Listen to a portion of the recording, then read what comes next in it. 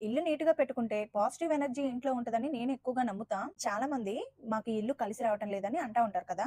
నేను కూడా ఒక్కొక్కసారి అలా ఎవరైనా అన్నారనుకోండి, ఓకే. అయ్యుండొచ్చేమో అని నమ్మేదాన్ని. కానీ నా ఫ్రెండ్ చెప్పిన విషయానికి నేను షాక్ అయ్యానండి. అసలేం చెప్పిందంటే, తన పెళ్లైన కొత్తల్లో ఇల్లు రెంట్‌కి తీసుకున్నారు. పాలు పొంగించి సామాన్లు సర్దుతున్నారంట. ఇంకంతలో పక్కింటామె వీళ్ళొచ్చారని చూసి వచ్చిందంట. మీరు కొత్తగా ఈ ఏరియాకి వచ్చారనుకుంటా. కాబట్టి మీకు ఈ ఇంటి గురించి తెలియదు అనుకుంటా.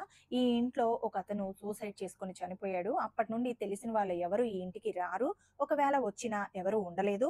నిద్ర గూడా సరిగ్గా పట్టదంట. చెడు కలలు వస్తాయని చెప్పేవాళ్ళు అని పక్కింటామె మా ఫ్రెండ్‌తో చెప్పింది. పక్కింటామె చెప్పిన మాటలు విన్న తర్వాత నా ఫ్రెండ్‌కి ఫీజులు ఎగిరిపోయినాయి. నా ఫ్రెండ్ చెప్తుంటే నాకు కూడా భయం వేసింది. తర్వాత ఏం జరిగిందో తొందరగా చెప్పు అని తననడిగా. నాకు భయం వేసి ఈ మాట మా ఆయనతో చెప్పి వేరే ఇల్లు చూడమన్నాను. ఇప్పటికిప్పుడు వేరే ఇల్లంటే ఎలా దొరికిద్ది? అయినా మనం 2 నెలలు అడ్వాన్స్ ఇచ్చేసాము. తర్వాత చూద్దాంలే అని 4 సంవత్సరాలు ఆ ఇంట్లోనే గడిపేశారంట. ఆ 4 సంవత్సరాల్లోనే ఆ ఇంట్లోనే ఉండి వీళ్ళు ఒక భూమి కొన్నారంట. వీళ్ళు అనుకున్నట్లు ఒక బాబు, పాప పుట్టారంట.